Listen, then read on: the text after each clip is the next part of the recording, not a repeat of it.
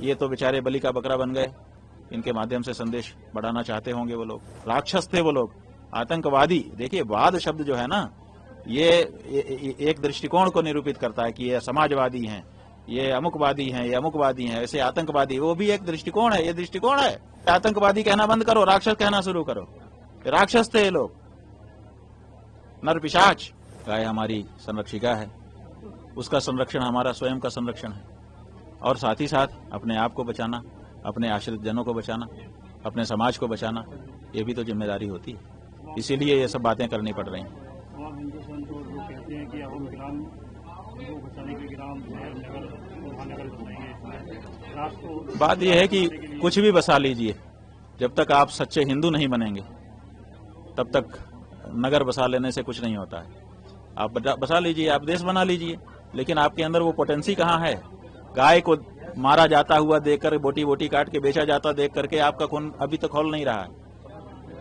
आप कैसे आप हिंदू गांव बना के आप हिंदू हो जाएंगे कि मैं हिंदू गांव में रहता हूं इसलिए हिंदू? भारत में रहने वाले सब हिंदू हो गए क्या? कि भा माने ब्रह्म विद्या में रत हो गए? ऐसा नहीं होता है। आपको अपने अंदर हिंदू धर्म के जो सिद्धांत हैं उनको दृढ़ता से बैठाना होगा और उसके अनुसार अपने जीवन को आगे बढ़ाना होगा, तब आप हिंदू माने जाएंगे। आप जहां रहेंगे वही जगह हिंदुस्तान हो जाएगी। बात यह है कि निर्दोष तो बलि का बकरा बन गए। ये तो चुनौती भारत की सरकार को है, ये तो चुनौती हम हिंदू बहुसंख्यक जनता को है, और ये तो चुनौती लोकतंत्र की पैरोकारी करने वाले पूरे विश्व के नेताओं को है। ये तो बेचारे बलि का बकरा बन गए। इनके माध्यम से संदेश बढ़ाना चाहते होंगे वो लोग। राक्षस थे वो लोग, आतंकवादी। देखिए, वाद शब्द जो है ना, ये एक दृष्टिकोण को निरूपित करता है कि ये समाजवादी हैं, ये अमुकवादी हैं, ये अमुकवादी हैं, ऐसे आतंकवादी। वो भी एक दृष्टिकोण है, ये दृष्टिकोण है। इसलिए आतंकवादी कहना बंद करो, राक्षस कहना शुरू करो। राक्षस थे ये लोग, नर पिशाच। इससे ये आतंकवादी शब्द उनके लिए ठीक नहीं है। ऐसा देखा गया कि हिंदू बोलकर उनको हत्या की। हाँ, वही तो। इसका मतलब लक्षित हिंसा है। इसका मतलब है कि हिंदू समाज के खिलाफ कोई चुनौती दे रहा है, टाल ठोक रहा है, और हिंदू समाज को उसके लिए अब तैयारी कर लेनी पड़ेगी, क्योंकि इसका मतलब है कि ये तो एक घटना करी गई है।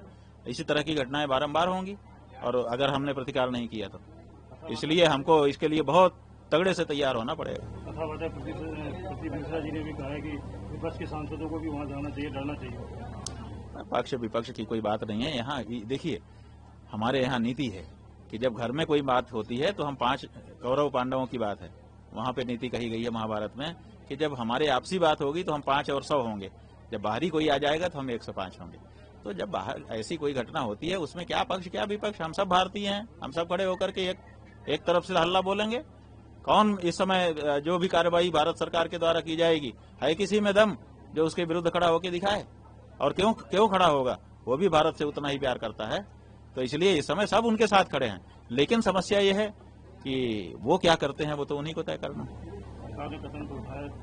देखिए, हम समझते हैं कि सबसे पहला कदम अगर सरकार को उठाना चाहिए तो वो जिम्मेदारी तय करना चाहिए कि किसकी जिम्मेदारी हुई कि ये हाथ झुलाते हुए असलहा लेकर के लोग आए और मार करके चले गए। किसी न किसी की जिम्मेदारी तय करिए, उसको दंडित करिए, ताकि हर पोस्ट पर बैठा व्यक्ति अपनी जिम्मेदारी निभाए। और अगर वो नहीं करते हैं, आप भुला देते हैं उस बात को, और बुला करके हम तो ये करेंगे, हम तो ये करेंगे, हम तो ये करेंगे कहते हैं, तो आपने तो बहुत कुछ किया था इससे पहले भी, उसके बाद फिर इस तरह की घटना कैसे घटने लग गई? तो ये बार बार होता रहेगा। तो इसलिए असली जो जरूरत है वो सबसे पहले विदेशी या पराया जो शत्रु है उसको मारने से पहले अपने यहाँ के शत्रु को खोज के पहले उसको मारो, और उसके बाद फिर उस पर चढ़ाई करो इकट्ठा होके, आप सफल हो जाओगे।